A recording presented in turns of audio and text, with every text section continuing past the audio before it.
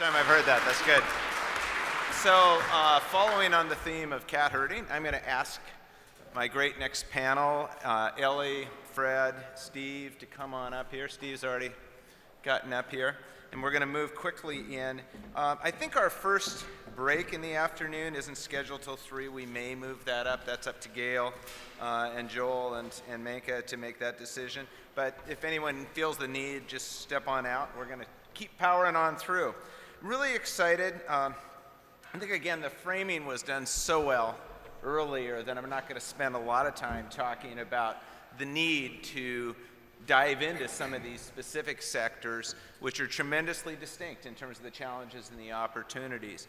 And we're really excited to have a panel of experts on different aspects of sustainability and the environment and aviation to be able to talk to you today, to do some brief remarks, and then be available again for some questions and discussion on the specific challenges of repowering flight.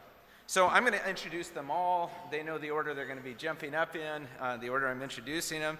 We'll just go through that quickly, and then we'll have a chance for some panel discussions. First, I'm really excited to introduce Ellie Wood. Ellie is the Regional Director for Biofuel Strategy at Boeing Commercial Airplanes, where she's responsible for executing projects and developing the strategy for all of Boeing's engagements in North America and Asia Pacific. I have had the great honor of knowing Ellie since she first started at Boeing, and it's just been amazing to watch the rocket-shaped career that she's been taking, driving sustainable aviation fuels internationally.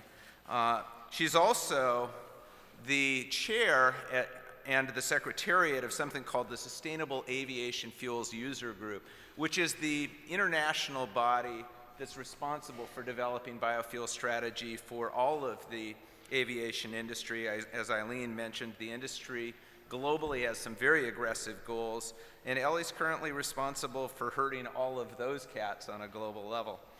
Second, we're going to be hearing from Commissioner Fred Felleman. Fred is an elected commissioner of the Port of Seattle, the largest port in Washington State. Fred is an expert, consultant, an advocate, a photographer, a tremendous resource on all kinds of environmental issues and issues around green and sustainable development. He's had a specific focus on saving the Salish Sea and the tremendous marine resources that we have here, and has also been, as a commissioner, involved with the Port of Seattle's efforts to try to green their footprint around aviation and aviation fuels. So he's going to be talking briefly about why a port and an entity that operates an airport would be involved in this area. Professor Steve Hollenhorst, as folks know, is the head of Huxley College, came to Bellingham from the University of Idaho. Has been a tremendous resource here at Western Washington University. In addition to all of his teaching and administrative duties here, Steve has been a member of a effort called the Northwest, I forgot the acronym, Northwest Renewables Alliance. You'll get it. Advanced Renewables Alliance. There it is. Which is a research consortium that was fueled by a $44 million federal grant to try to find local Northwest regional pathways to turn wood waste into aviation biofuels and other useful products. He's going to be talking about that, as well as what are the opportunities to do this in our region, and what are the needs on the R&D side as well as the stakeholder engagement side to bring everything together and make this potentially happen. So, Ellie.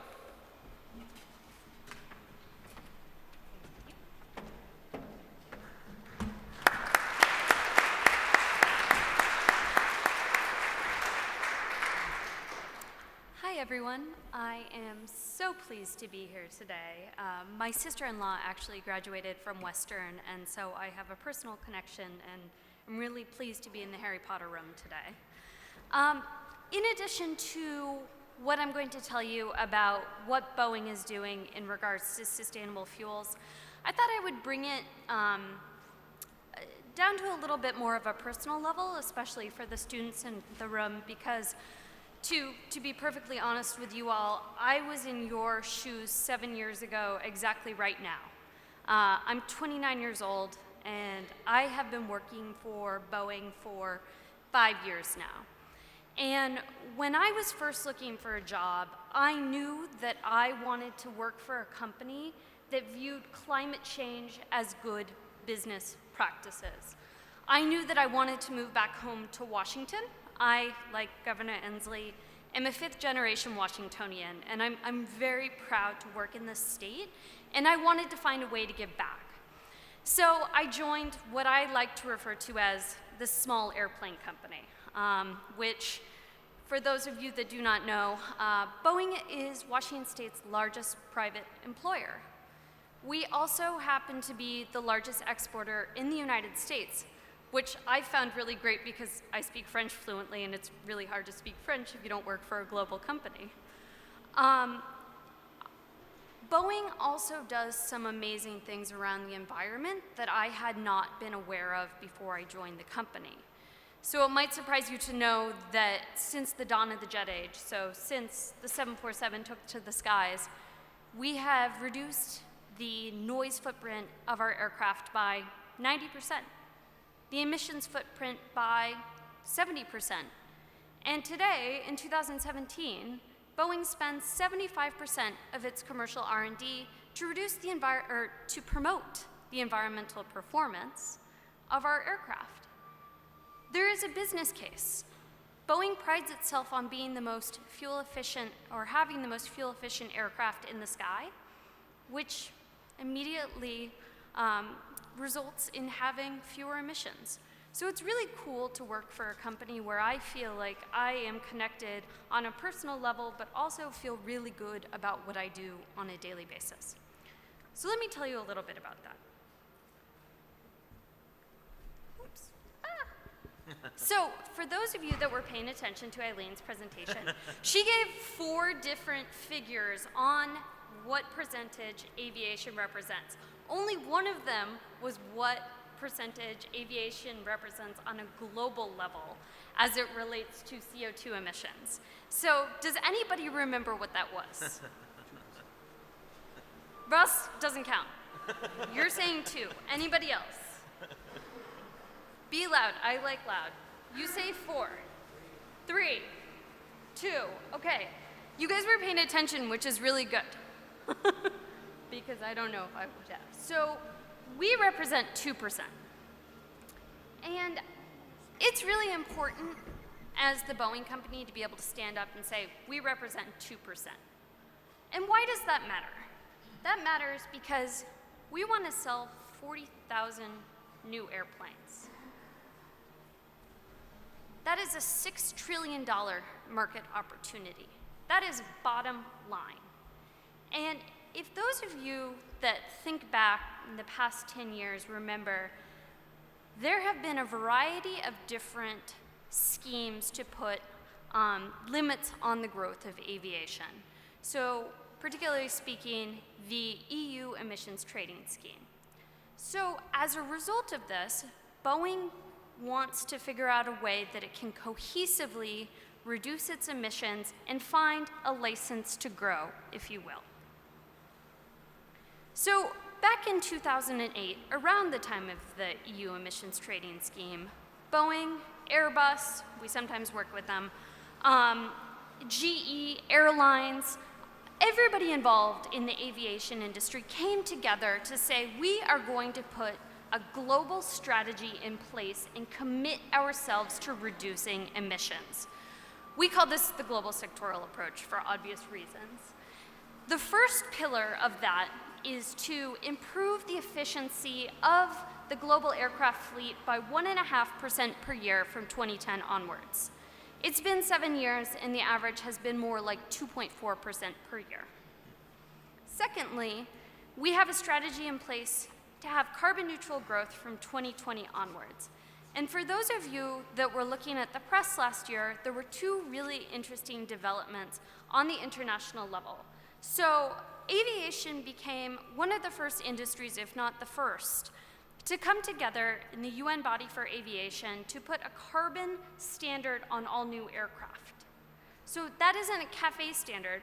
That is a standard that all aircraft must meet, otherwise they cannot fly. So that is one. The second part of that is the industry came together to put in place a market-based measure to reduce emissions. So that is something that was largely driven by airlines. They all came together and they said, we are going to find a way to make this carbon neutral growth happen. It was a historic agreement and it was completed in September of last year. Finally, in 2050, the industry committed to cutting its emissions in half from 2005 levels. So what I really want you to take away from this is we realize we are 2% of global emissions, and we do not want to grow to that 4% figure that Eileen quoted by 2050. We want to find a way to decouple the growth of our industry from the growth of our emissions, and we believe, as the Boeing company, that we can make it happen. Airlines do as well. So there are a variety of ways to meet this carbon neutral growth and to decarbonize our industry. But the one that has the largest potential is aviation biofuel. Sustainable alternative aviation fuels, it doesn't necessarily need to be biofuel, is something that when produced sustainably can reduce over the life cycle of the fuel 50 to 80% when compared to conventional petroleum fuels. So airlines have committed to this. And they're not just saying that they're going to do it, they've actually committed blood and treasure, which is, for those of you that know the aviation industry, we operate on very, very small margins, and so putting real money into this is a big step forward. So Cathay Pacific committed to flying on fuel made from municipal solid waste. It is an FT process, Fischer-Tropsch, which, if you remember Eileen's notes, which I'm sure you do, is one of the approved pathways. And it's a fascinating project, and we hope to see fuel on that in the 2018-2019 timeframe. What this should illustrate for you, though, is that about 2% of global aviation fuel demand right now could be represented in the next 4 to 5 years by alternative, sustainable aviation fuels, which is really cool, because as I guess it was Ross, or actually it was David said earlier, aviation biofuel has been around since about 2008. We had our first flights. And we're literally flying in the face of one of the most heavily subsidized industries in the world, oil and gas. So when people ask me, why aren't there more flights? Why isn't there more fuel? I say, well, you know what? We haven't been around that long. It's been 9 years. Let's figure out how to continue to make progress, and this, for me, is progress. And finally, what are we as Boeing doing? We try to talk the talk and walk the walk, and I like doing both, so one of the reasons that I'm here today to talk to you. We are working around the world as a global company to try to accomplish the goals of our stakeholders, airlines notably, but also national governments, NGOs, and business partners all over the world. We are working on a project in the UAE where they have a national goal of diversifying away from oil and gas, where we turn salt-tolerant plants, halophytes, into biofuel. Now, the really cool thing about these plants is when they grow in saltwater, alongside of aquaculture projects, which happens to be another priority of the UAE. So the plants themselves feed on the detritus of the aquaculture, they grow, and then can be turned into fuel. So it's a really cool example of how you can get a triple bottom line and something that is really good from a variety of different sectors to make a business case for alternative fuels. Additionally, and one that we're going to talk about a lot today, is we worked with the Port of Seattle and Alaska Airlines, Seattle's hometown airline, to put together an infrastructure feasibility for biofuel at SeaTac. Now, I'm not going to take Commissioner Felleman's talking points, but what I'd like to say is, as a company, we know that we are Washington-based. And we know that it starts here. And so, although we work on a global basis, I am so proud to represent this company on environmental issues in the state of Washington, and I'm really excited to hear what Commissioner Felleman has to say about all the work we've done at CTAC and all the promise there is to come. So, thank you so much.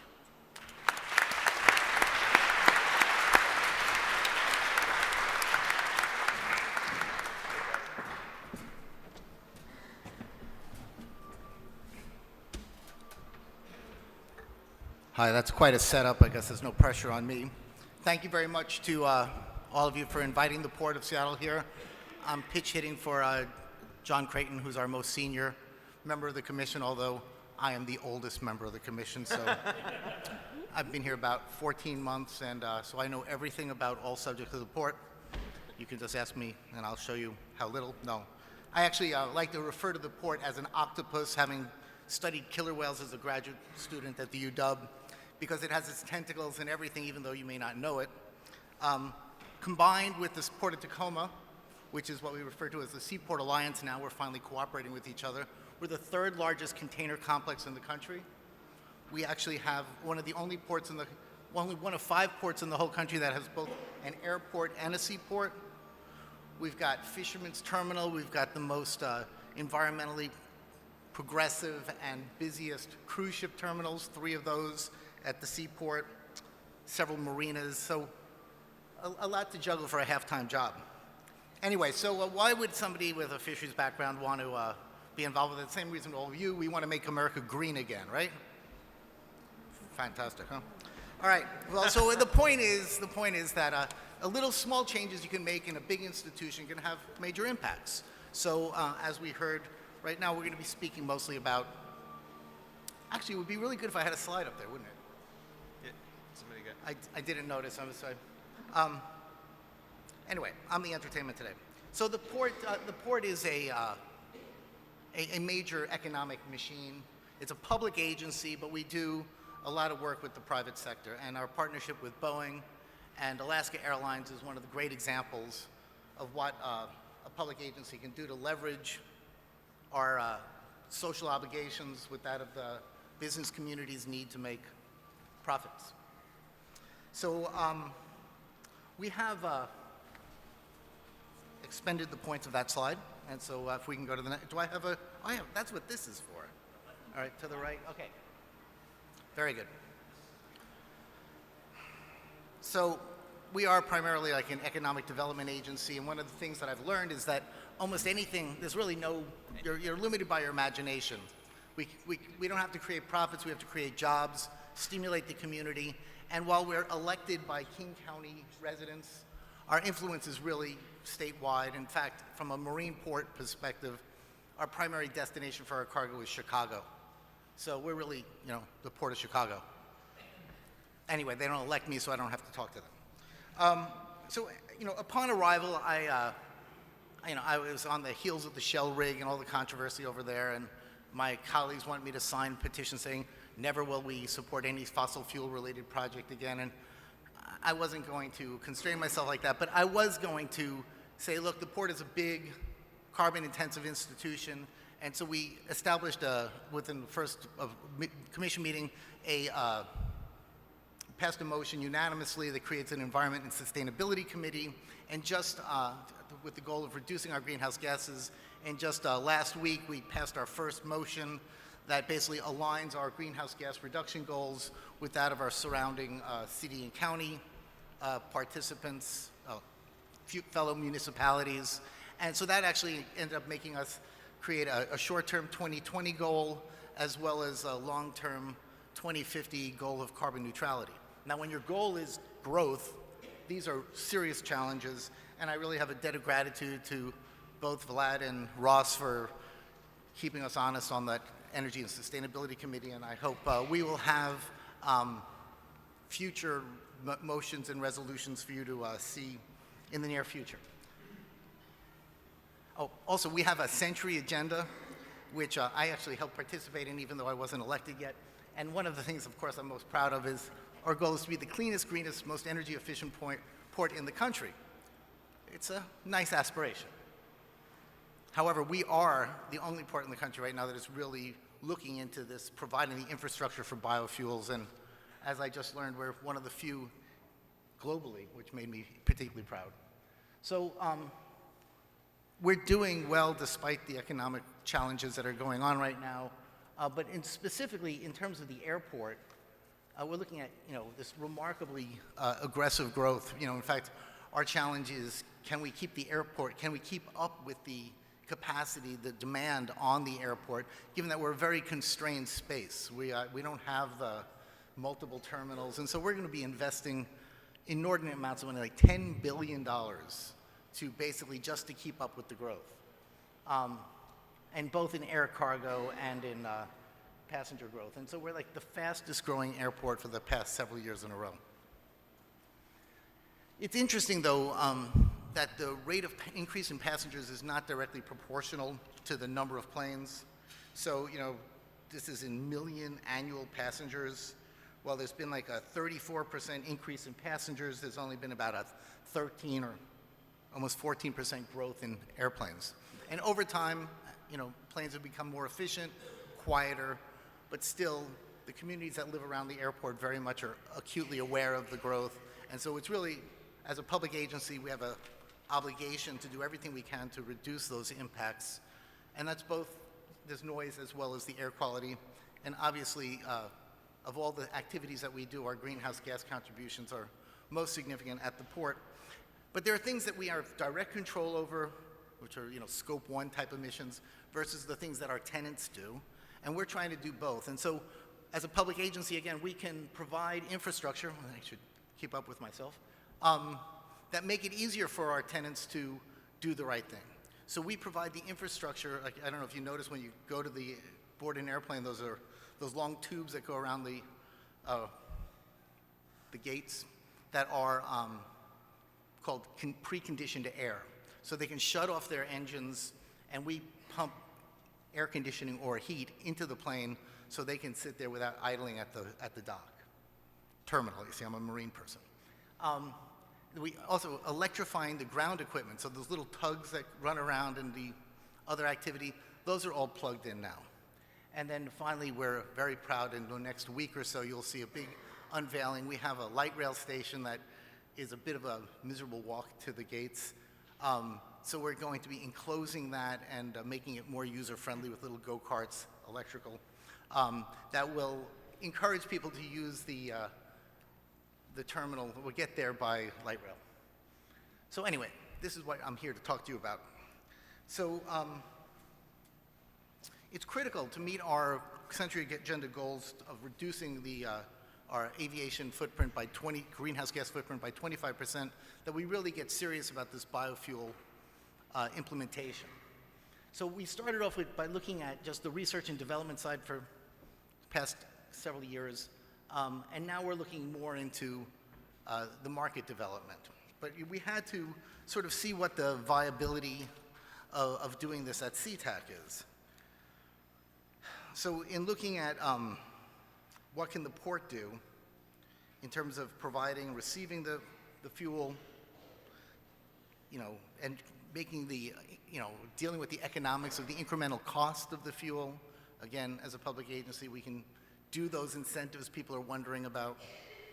And then to sort of really our greatest challenge, you can have the infrastructure, you can have the subsidies, but you need the fuel, right? So this is one of the great challenges in the Northwest. In fact, there's that one biodiesel refinery in Grays Harbor, and almost all that goes to California or Canada because they have those subsidies in place that Washington State doesn't. So we are in the process of trying to make it easy and cost-effective for airlines to make use of the biofuels, and that's the step that we're at right now. So the goal here for the short term is to have 5 million gallons a year in 12 to 18 months, and then up to 50 million gallons a year within the next 2 to 10 years. That's still not a huge percentage of our fuel, but it is in the right direction. So what we did was we looked around at 30 sites around the region about how we could basically get product to the plane. And so there was took those 30 sites, boiled them down to 3. And so one was looking at just the fuel farm at SeaTac, where we would basically have a small farm that would basically receive the biofuel by truck. And obviously, you're not going to be able to move a lot of fuel that way. But one of the benefits of that for the port is, like, we've had problems with the pipeline in the past. When the pipeline shuts down, we only have so much storage, and the planes want to fly. So having a backup system was in our best interest, in everybody's best interest. So we're definitely going to move forward with at least that far. And then the question was, could there be a big facility like a refinery that would get into the biofuel business, because they're already connected to the Olympic pipeline, and the Olympic pipeline connects straight to the airport. There's a big financial investment to do that, but if we created the market demand, we're hoping that folks like Phillips 66 in Anacortes or other folks that also produce jet fuel that could do that. It's just as an example. That would be sort of for the medium term. Actually, I jumped. Phillips 66 is also has a facility in Renton, which is a mixing terminal there. That would be a sort of a medium-term facility. And then going into the larger commercial scale at the refinery itself. I never really thought I'd be a friend of the refinery business, but this is really a situation where they could be a significant part of the solution. So then where are we at? Next steps. We're in the process, like I said, this massive development at the airport, and we're creating the Sustainable Airport Master Plan. Much of that plan is, can we sustain the growth? But in the course of sustaining the growth, we have to do it responsibly. So integrating this goal, 25% biofuel production, working with our partners at Boeing in Alaska, and making sure it expands to all the planes. Again, it's just like any of these things, whether it be recycling or pumping out your boat. You make it easy, people will do it. You know, it's our job making the infrastructure possible, and like I said, finding the sources. We're going to be looking into the financing, make that business case for at least starting with the small production levels. Hopefully it'll get contagious, and then continuing this research support efforts, which we hope we could support efforts like that's being done here with your innovation folks at Western. So if that is all I have for now, and I'd be happy to take questions after we are done with the full panel. Thank you.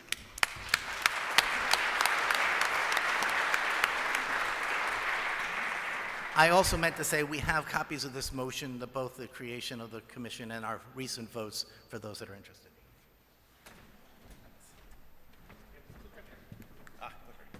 No, that's mine.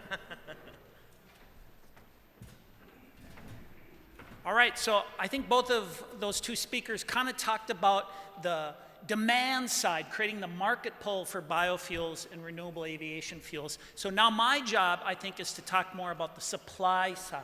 How do we come up with a supply chain that can supply the type of renewable fuels that our previous speakers talked about? So that first link there is my talk. You can go to that website right there. It's my website at the university page, or just search my name and you'll get there. And then after that, you'll see that there are 5 videos, short info videos related to the question the students asked about communications.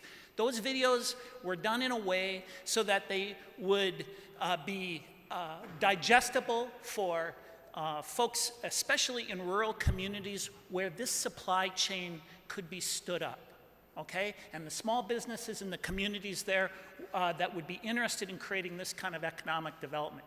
So my talk will be very short today, but if you want a bigger dive into how this biofuel supply chain thing will work, go check out these videos, and you'll find them all at my website or in the talk right here. Okay, so my first question to get us started, and what I want to do is I want to kind of make the case for why we need these biofuels, but then also I want to talk about how we could kind of take a big science approach to solving this kind of problem. Okay, so to get at this question of why we need these biofuels, we have to deal with this question of why oil is the preferred fuel for aviation today. Why is it that we are so dependent on oil in aviation? What do you think?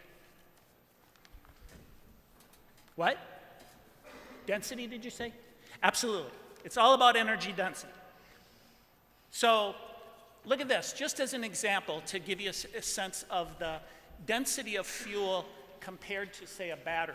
Okay, diesel fuel is a little more dense than aviation fuel, paraffinic kerosene, but not too much more, okay? And just compare diesel fuel to a battery. So if in your iPhone, if you could open the back and take out that battery and pour diesel fuel in about the size of that battery, okay? The energy in that little amount of diesel fuel would run your iPhone for 10 days. Or it would run it on standby mode for 5 months. That's the difference between how efficient we are with our batteries and how great liquid fuels are in terms of their density. So the challenge is coming up with a different source of liquid fuel. Liquid fuels aren't going to go away. We're not going to fly these airplanes, whether commercial or military, on batteries anytime soon.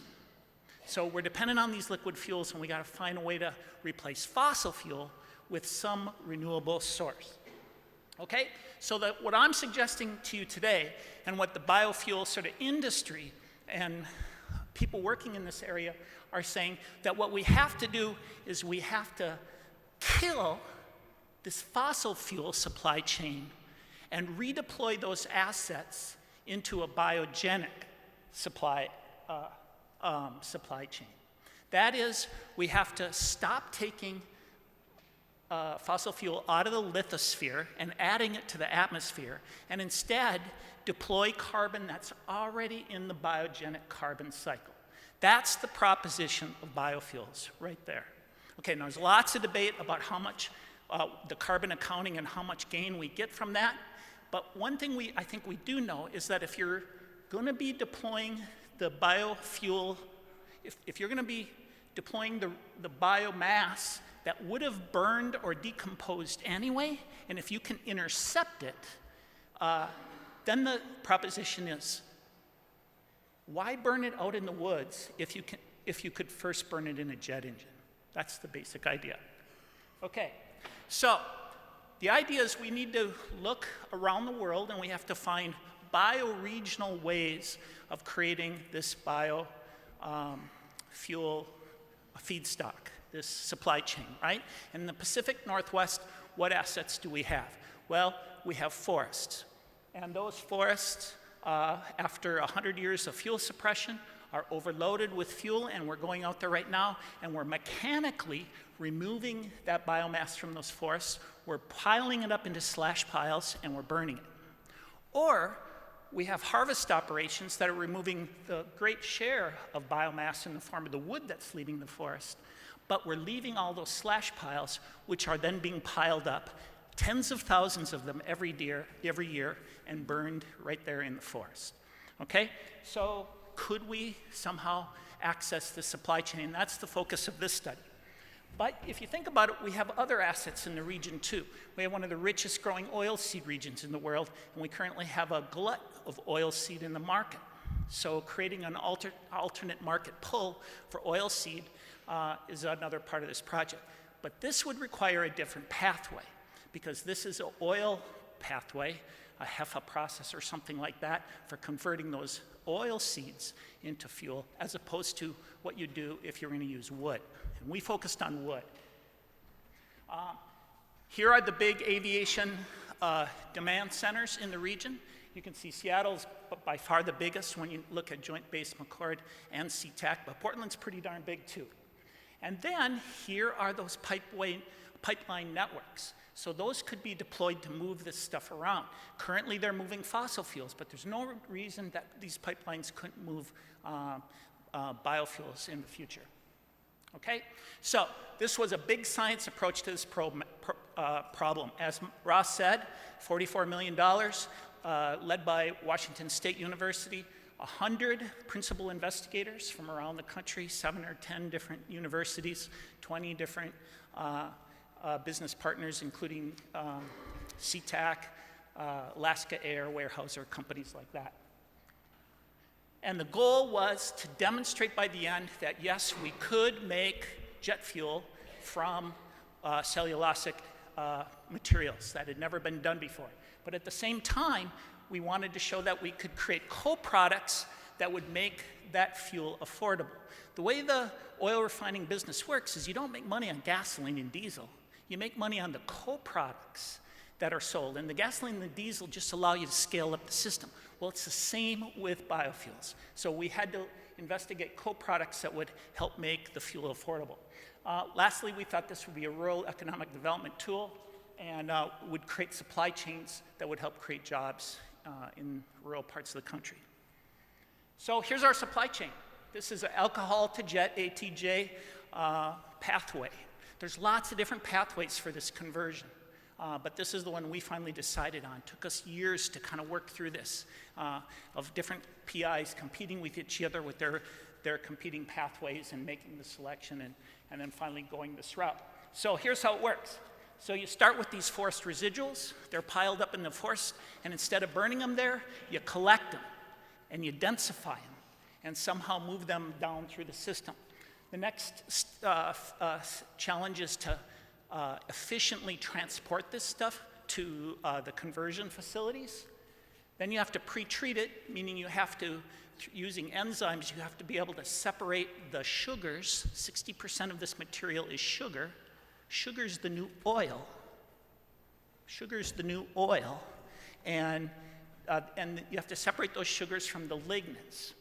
And then once they're separated, you go through the enzymatic hydrolysis process to separate them all out. And then finally what we did is we fermented these sugars into a second generation alcohol called isobutanol. And then from there, the technologies are already in place to refine isobutanol into different transportation fuels, including aviation fuel. So that's that next step there. So if you have 1,000, what we found is that if you have 1,000 bone-dry kilograms of woody biomass, that would result in 300 kilograms of lignin that you make the co-products of, and 190 liters of biojet at the end. And as was said earlier, we were accomplishing about a 60 to 70% reduction in carbon emissions as a result of this. After a plant was up and efficiency were created, we do think it could be upwards of 80%. Okay, so this is the Aspen model. This is the process. The question is, where would you put this? Who's going to invest in it? If you were to build a plant like this from scratch in a greenfield, it'd be about $1 billion. Okay, but what do we have? What are other assets that we have in this community? There's one other professor from Western that was involved in this project, Tammy Laniga. Is Tammy here? There she is right there. Well, she was involved in this part of asset analysis for the project and looking at what other kind of assets could be deployed to make this more efficient, cheaper for an investor to come in on where to site and place these facilities. So you can see that for different parts of this process here, if we looked at the old shuttered pulp mills in the region, they already have these assets in place.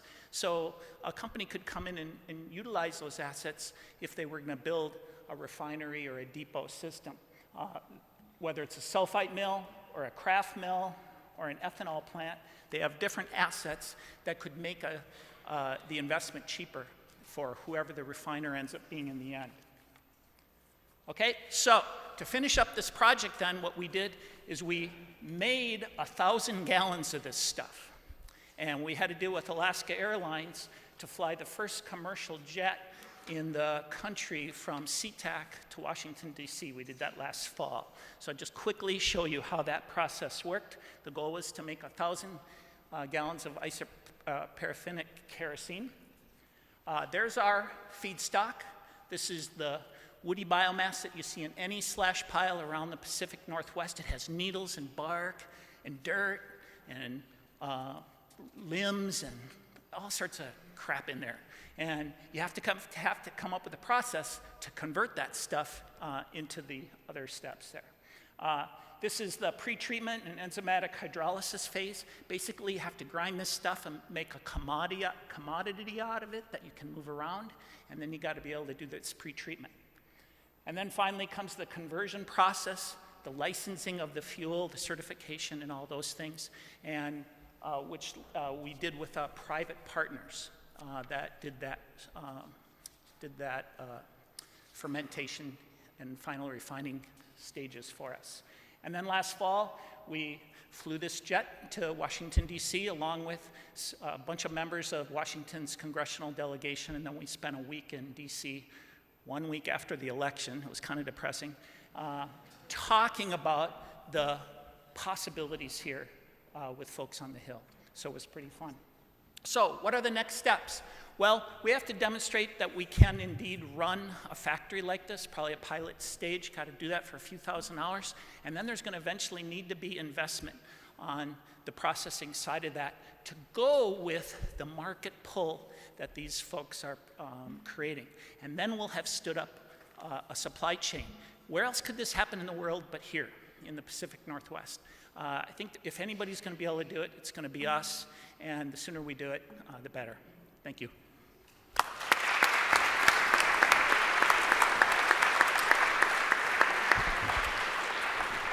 So fabulous presentations. We only have a little time for a few questions. I'm just going to kick off. We've proved that commercial airliners, military jets can fly on sustainable fuels that have a significantly lower carbon footprint. Key issue is getting low carbon sustainable fuels at competitive price and getting them at scale. So what are the key obstacles that we need to overcome to actually make that happen and get beyond the demonstration flight scale? And what should we be focusing on? What's the single thing that each of you'd say we should be most focusing on to get that done and to make our region, our state, a leader in that happening? Well, like I said, the problems of getting it to market and blending it at the site and having, at the end of the spigot, the fuel to burn, that's all, we've decided that. We can do that. We just have to have something to stick into the line. And so, and we don't have a lot of sugar refineries in this town. So, I mean, knowing other facilities that could be converted to do such things and making that economical. I mean, I would think the demand for the fuel, the fact is, originally, the Paris Agreement did not include ships or planes. So that was one of the reasons we passed this motion to begin with. We deal with ships and planes. The fact is, if we can, the airlines are making these commitments. If we can provide that demand, if they can provide the demand, we can provide the service. I would hope that some producer would see this as an opportunity to economically exploit. But how cost effective that is in the near term is the challenge. So to supply the aviation market in the Pacific Northwest, you could do that. You could supply about 30% of it with the wood residuals that are being burned in slash piles in the Pacific Northwest right now. The challenge is collecting them in an efficient way with as fuel, with as low energy inputs as you possibly could to make the process affordable. So working out those logistics, time motion work to make that process work, working with local communities to have the capacity to do that kind of work is a huge challenge. Those resources, those trucks, those shipping, those trucking systems just aren't there now. The knowledge isn't there. So that's a big challenge. Second, we have to show that we can commercialize the co-products that come from this. Luckily, there's one co-product that really sticks out from the start, and that's activated carbon. So 80% of the activated carbon in the world right now comes from coal. And this is a biogenic source of activated carbon. It's a great market. Ironically, the #1 use of activated carbon is to clean up coal in scrubbers for coal-fired power plants. So there's great market for it, for water treatment and other things. So if you start with a co-product like that and then work into bioplastics and other high-margin products, I think it makes the whole thing affordable so that an investor who will build these refineries in the future will come forward. I think my favorite quote in this industry is there's no such thing as a silver bullet, there's only silver buckshot. And I say that a lot, especially in the Pacific Northwest, because when we started off on the CTAC biofuel feasibility study, we knew that we weren't looking for just one biofuel. We knew that there are myriad options here in Washington State and in the Pacific Northwest in general, and by saying we're going to focus on one would defeat potential huge range of different fuels that could come in. Because from Boeing and the aviation industry's point of view, once it's certified as jet fuel, it can go anywhere. And we've worked really closely with Kinder Morgan and those that operate the pipeline to make sure there is education on what a jet fuel molecule is and how a biojet fuel molecule is the same thing. So that is all to say that one thing that has really come out of the feasibility study is we sent a market signal to the world. And there are biofuel producers that are looking to set up projects in this state. But it's not just that. There are airports now around the world that have approached the Port of Seattle saying, what are the lessons that you can share with us? How can we set up this kind of infrastructure and really launch studies much along the lines that what you have done to do similar things? Because biofuel is also becoming a competitive advantage.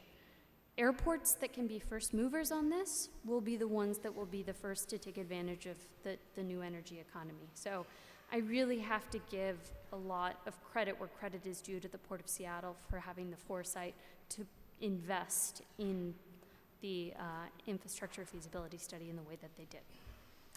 Well, I think we're going to have to leave it with silver buckshot because, and unfortunately we don't have time for audience questions, but I know folks will be here at the break if people want to reach out to them. Really appreciate each of the panelists for sharing our thoughts, and I'll turn it back over to Joel.